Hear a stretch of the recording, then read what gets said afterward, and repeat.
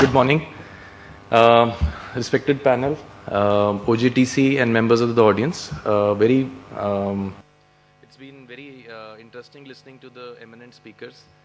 I represent IL&FS. IL&FS is an education and skills training company. The topic which I would elaborate today is basically the concurrent theme which we've been discussing for some time today. We'll talk about manpower, we'll talk about workforce, skill development, and how do we best make use of the government policies as well as private initiatives which are available in this domain. Okay, so just a factual slide. These are statistics from NSDC, National Skill Development Corporation. Close to 17.8 crore people, 178 million people, new people would be required between 2012 and 2022 for various industries. As we know, textiles and apparel is one of the biggest recruiters in the Indian industry. It comes at the 4th rank. There would be approximately 1.6 crore people required over the next 10 years. There are a lot of shortages. We listened to the speakers. They talked about machines being there and idling capacities. So in this slide, it makes a lot of sense to have an understanding of what is the government doing to encourage skill initiatives and how can companies in the sector benefit from those schemes, as well as what are the initiatives which private companies like IL&FS which have taken, and how can we contribute to the sector further. This is the skills pyramid in the textiles and apparel industry.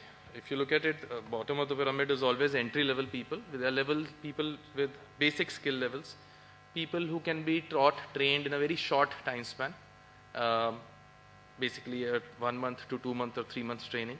And then as you go higher up in the complexity of skills, there are supervisory and managerial level people, and then there are highly specialized skilled people. People at the higher levels obviously have had relevant experience and have spent a lot of time also in the industry. But the challenges basically are in the bottom two, wherein the presence of people as well as the adequacy of the skills, or let's say the lack of them, cause a lot of problems. Okay, we'll look at some government initiatives. I'll go slightly faster on these. I'm sure all of us are fairly aware that there is the National Skill Development Mission now, which aims to train 50 crore people over the next 10 years. There are two parts to this. One is the government, which plays its own role. Skill development is integral to any industry. And if you look at the left side of the table, there's the government ministries and the government grant model. The government has set itself an internal target of training 35 crore people, 350 million people, between 2012 and 2022. Can someone tell me what 2022 represents? Why is 2022 important? I mean, it is not like 2020, it is 2022. So, just a random question, but it has a very specific answer. What is 2022? Why is it important?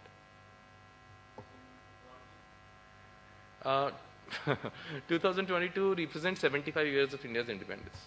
So, by then, we would have reached a stage wherein, we keep hearing the word demographic dividend. A huge population, a huge chunk of India's population would be in the employable age, which means India would possibly contribute maybe as much or more than China in terms of the target audience which is employable. People between 18 to 30, 35. We'll have probably the maximum chunk in the entire world. So these targets are fairly ambitious. On one part is the government ministries, various ministries. Some indicative ones are given: Ministry of Labour, Employment, Rural Development, various others. We'll see a list further ahead. And then there's the private sector model, which is being initiated and taken forward by National Skill Development Corporation. Our company is also an NSDC partner, and we will contribute in the second part, which is training 150 million people. Okay, so currently there are two strands of skill development which are going. So on the left you see the Ministry of Labour and Employment, as well as which is ably supported by DGET. they have their entire set of frameworks which are being put in place, which includes National Vocational Qualification Framework, Modular Employability Scheme, and various other schemes which form one part. And then there's the NSDC, which comes under Ministry of Finance, and which is setting up sector skills councils, which will contribute to developing standards, national occupational standards, as well as honing, motivating, and encouraging skill development in various sectors. There is also the National Skills Qualification Framework, which has been put in place and which will come in place in some time. So the aim is that in some time all of this will converge and it will come out in a way which will be very productive for the entire ecosystem. These are some of the schemes. I'll not get into this too much, but there are a lot of schemes now. The government does a lot on its part to encourage skill development and to make it easy for most industries to get a regular intake of people at funding rates which are good, which can be utilized. Some speakers have spoken about it. Okay. Private sector initiatives, I'll focus on what our company does. I'll go through it faster, but ours is a representative company. We are one of the NSDC partners. Basically, in the last few years, IL&FS Skills, our skill development company, has trained over 120,000 people in textile and apparel. That has been one of the sectors of focus. Beyond this, in engineering and construction, we have our presence. We've trained around 27,000 people there, in services, over 1 lakh people. Our company, being an NSDC partner, and even otherwise, we look at employability as a very important strand. Not only employability, whatever number of people we train, we aim to place over 80% of them, 80 to 90% of them. We look at placing them and then ensuring that they have the adequate skill sets to continue to contribute to that industry. Wherein, it is not just getting a job or taking a horse to water, but to ensure that there is a continuity and there's a contribution of that person. That person feels that he or she has the right skill sets to continue in that sector. Brief snapshot of what we have currently. We have 31 skills institutes. These are large skill institutes. We have one in Delhi, in Okhla. We have over 350 skill centers. These are smaller ones. We're present in 498 out of the 500 plus districts, 600 plus districts in India, and 1,000 industry partnerships. Industry partnerships are of various types. This is a photograph of our Delhi school, which is multi-sectoral. Services, manufacturing, engineering, all trades are taken care of. This started at the start of the year, and we've trained close to 500 people as of now. This is one of the institutes which we have in Coimbatore. These are some others in Madhya Pradesh, Punjab, indicative photographs. Okay, so the training, as far as the entry level and the small duration courses are concerned, is the value chain which we follow is this. There is a placement linkage which we look at. We never start our programs without having a confirmed placement linkage. Once a company confirms to us that we have X number of people who it would be willing to absorb over the period of next few months, we start the mobilization and community engagement, after which students are taken through selection tests. There is a training of trainers which happens.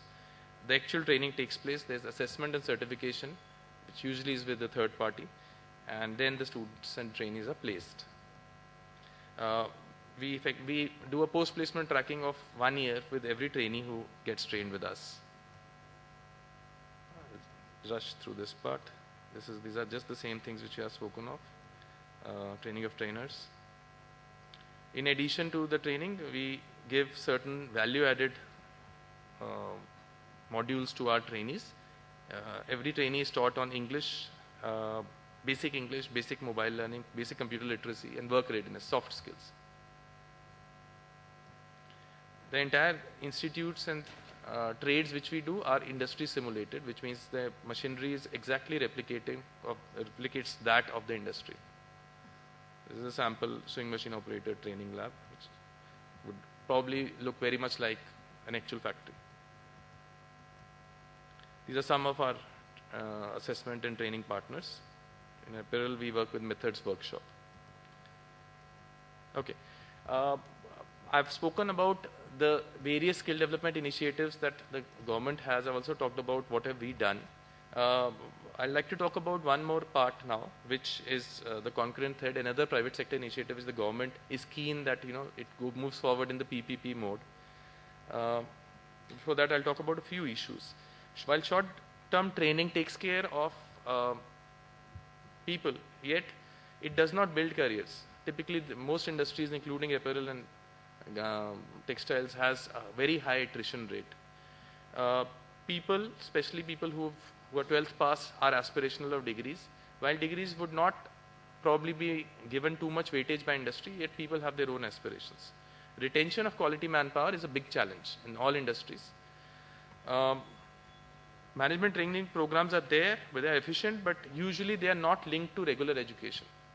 So there is a framework which the government is putting in place. It's called National Vocational Educational Qualification Framework. Basically, the AICT has drawn the entire norms. We've signed up with AICT as one of the skill training provider who can deliver on this. In very simple terms, this is merging education and employability skills, which means if there is a 12th pass worker who's part of a company, he or she can join this program and continue to work in his company, continue to train with us as a training provider or with any other training provider, and also get a graduation degree along with that. So what does the NVEQF aim to address? There are a lot of points. I'll talk about the important ones. Basically, in India, as of now, somebody who starts to work does not have an exit and an entry or a re-entry permissible, which means if there is a person who starts working after 10th class or 12th class, to get back into the educational mainstream, he or she would possibly have to quit his job. Whereas if you look at the West, if you look at Germany or Europe or in Australia, a person could get into a company, then take a break, get into some short duration or regular graduation degree, which could be vocational in nature, then get back, do apprenticeship. So there are multiple points of exit and entry. So the NVQF aims to address that lack of flexibility in the Indian system. It also intends to create credibility and create a visibility for this need, which means if there's a person who's not a graduate, that person can look forward to completing his graduation while working. The model works like this, that there are levels from 9th to 12th, there are levels 1 to 4, and from first year to third year, there are levels 5 to 7. So a company could seek to give this benefit or pass on this benefit to some of its worthy or capable employees, which it can identify, which means it can support them in this initiative. Those people would obviously want to stick around for 3 years, grow with the company, and also learn something which is relevant to the job, not just get a graduation, but actually do something or get something which will help or add value to whatever they do. So there's a breakup. The trainee would have to do a certain amount of vocational training and a certain mix of academics. So what is relevant for the purpose of the discussion here is 5 to 7, which means if we have a 12th pass person who joins a company, over the next 3 years, a certain amount of his study would be spent in classroom, a certain amount of his or her study would be spent in training or OJT or classroom. There are basically 5 entities which would have to be brought together. It's like a little jigsaw. It's being worked out. We are one of the companies which are associated with the ICAHT to bring this together. There is a need for an employer who is willing, capable and far-sighted, who sees the need that this can address attrition, this can help improve productivity levels, this can generate a good workforce few years from now. It will require a university, it will require a college, and it will require a skill knowledge provider, SKP. Okay. So some of the programs or some of the things which can be looked at under this could be these. These are indicative, obviously it's not an exhaustive list: fashion design, fashion technology, apparel manufacturing. So basically, let's say there is an employee, he would have to undergo a basic foundation program.